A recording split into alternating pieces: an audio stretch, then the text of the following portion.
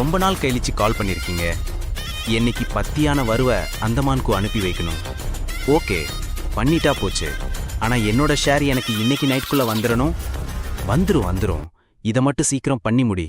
அடுத்து ஏதாவது அசைன்மெண்ட் உனக்கு நான் ரெடி பண்ணி தரேன்.